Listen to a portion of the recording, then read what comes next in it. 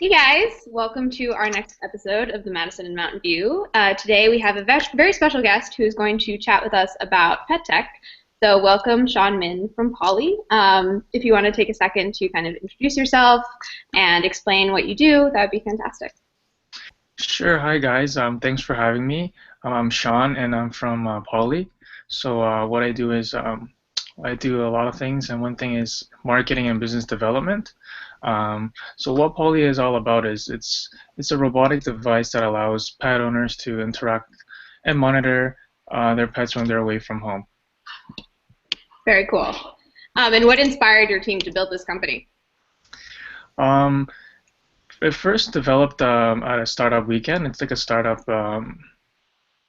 program that happened in Toronto, and a bunch of aspiring entrepreneurs got together, and we originally had the idea of a robot with wheels, and then we thought about it and realized that, hey, we're all pet owners, and one of the largest problems that we had was we didn't want to leave our pets home when we went to work or go to school.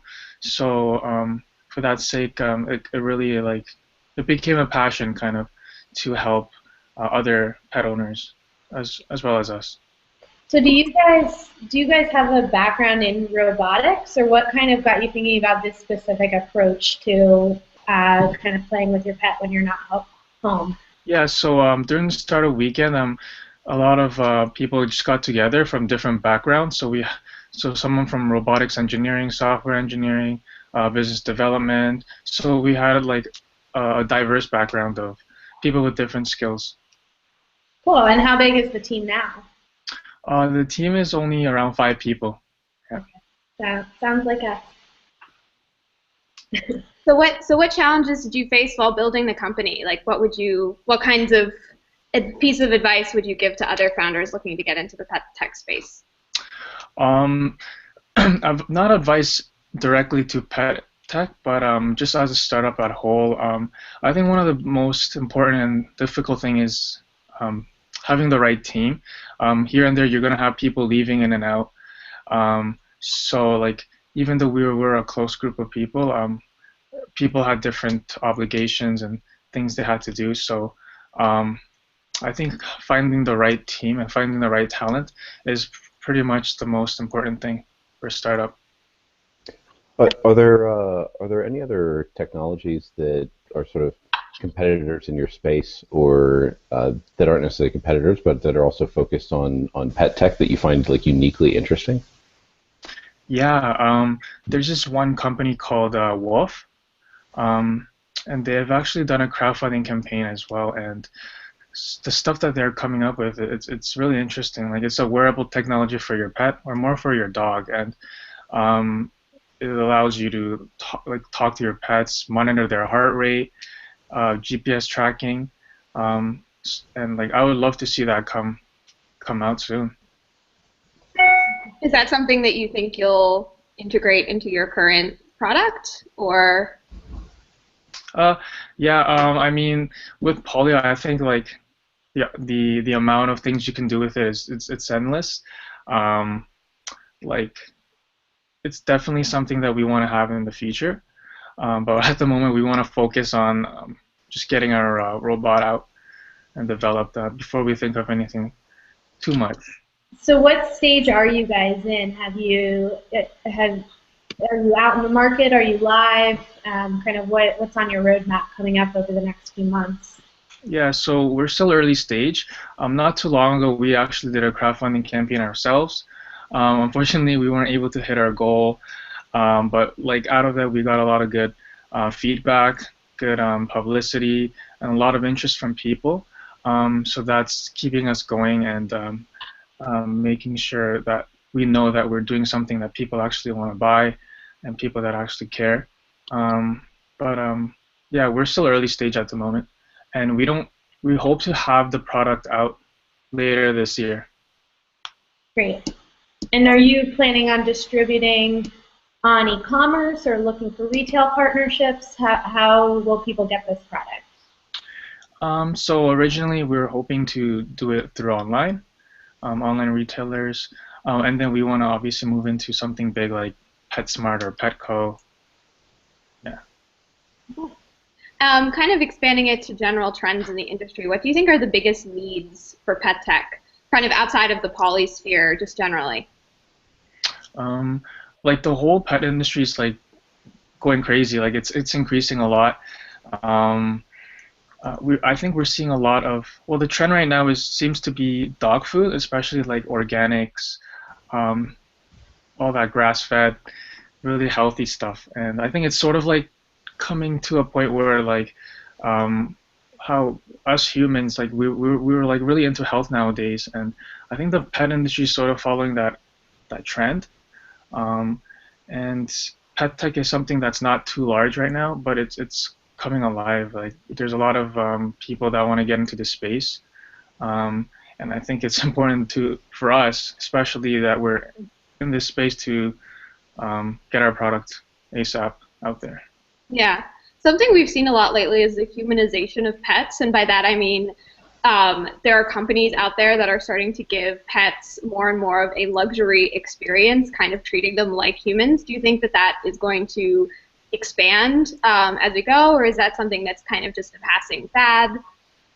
Yeah, absolutely.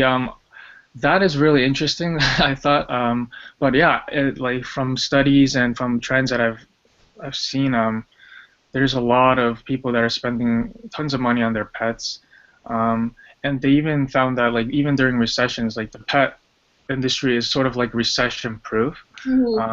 So regardless of how it is, people are willing to spend that money on their pets, and especially the humanization of treating their pets like their families and friends. Like we're seeing that happen in other cultures, especially developing nations like Japan, not Japan, like China, Brazil, Russia. So those nations are actually sort of becoming like the North American style of pet ownership. So yeah, we'll definitely be seeing an increase. Cool. Yeah. Is that something that you personally think should keep expanding, or what are your personal feelings on that, out of curiosity? I think as the pet ownership is going up, I think this is something that will continue to do it as well. More people are buying pets now than before, and now people usually they have more disposable income to spend as well. So as that upward trend goes, I think this would sort of follow with it as well. Yeah, makes total sense. That on a side note, that reminds me of this episode of Family Guy where dogs own humans Oh yeah. instead. So I'm wondering if that's where the industry is going to end up. Yeah. Well, I was thinking, like, what about the robot dogs? Like, Google. I Yeah. just watched the video of the Google one, and also I'm thinking about, like, the Jetsons. I mean, where are those?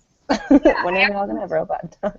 Yeah, I've actually just seen that video of the Google dog. Yeah, I know what you're talking about. It was so sad because it looked so dog-like, and everyone was kicking it. It was Yeah, so that was strange. terrible. I wonder if that's kind of the future of your space, Sean, in terms of kind of having an actual other pet to play with. So instead of kind of a robotic toy, more of a robotic companion would be interesting. Yeah, that would be quite interesting. The video was hilarious, by the way. Like I thought it was hilarious how they just kicked it. But anyways, Oh, it was so sad. Well, it's funny that we think it's sad though, just because like it is still a robot. Like it's like the only thing responding right is gyros within the thing, but just our perception right of the movements that it had made us feel like, oh, that's a living thing, which I think speaks volumes about just how ridiculously good that technology is becoming. To have it be able to move in a way where we're like, oh, that must be a living thing, even though it's just servos and gyros and fast moving hydraulics. Yeah. Yeah, I have to wonder if one day we'll have a future where we cannot distinguish a robotic dog from a real dog.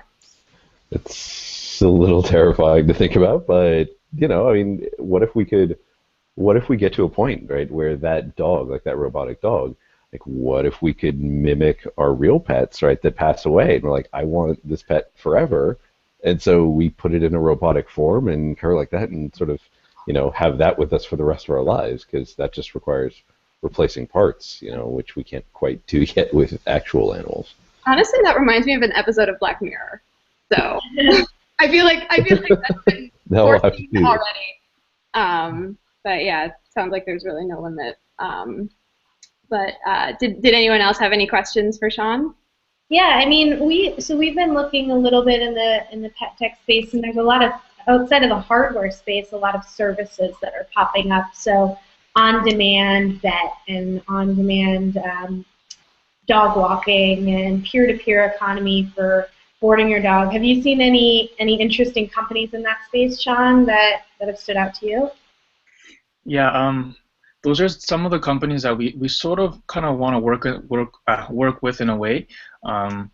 Like our product is there for like pet owners to make sure they have a peace of mind and all that, but nothing beats like the care of a human being to a pet, right? So like even for companies that do like grooming or like pet boutique stores, I think it'll give them value to even have Pawly because like it allows like maybe their like the owners, like the pet owners, to even check up like when their dog's getting a wash or something, or like even like humane societies where people are curious to see how like pets are doing there. So like having Pawly at a place like that would be really cool.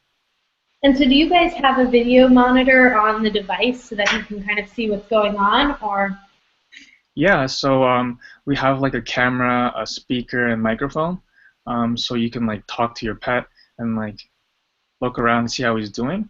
And I think one cool thing about our product is that it's mobile, so it's got wheels. So like you can literally drive it across your house, and like find your pet and see what he's doing. And it's meant to be like played with dogs chewing on it or scratching on it, so it's super durable as well. Yeah, it sounds like maybe a different revenue model is selling these to those pet care services for them to license and then have that service for people that are either boarding their dogs there so that they can see them during the day, or grooming and just kind of keeping that interaction when they're there. Mm-hmm. Yeah, so that's definitely another channel we can use. Yeah. So out of curiosity, what's your favorite part of working at Pawly? My favorite part, it definitely has to be a lot like meeting a lot of talented individuals. I've like there's an individual who's had a lot of experience like working on the space station or the space program, and it's really interesting to just even talk to them and just see how they think, and the whole networking process of how startups work and the flexibility of the schedules. Yeah, I really like it. So I'm curious, like we're talking a bunch about pets, but I don't see any pets in the background for you. Like, do you have a pet or a cat or a dog that could join us for the last part of the hangout? Unfortunately, I don't have one with me, but yeah, honestly, I had to give mine away a few years ago because like nobody was home to take care of it. So that's like another reason why this is something really passionate to me because I felt really bad. Like I felt guilty. I thought it wasn't fair for the pet to be home all the time.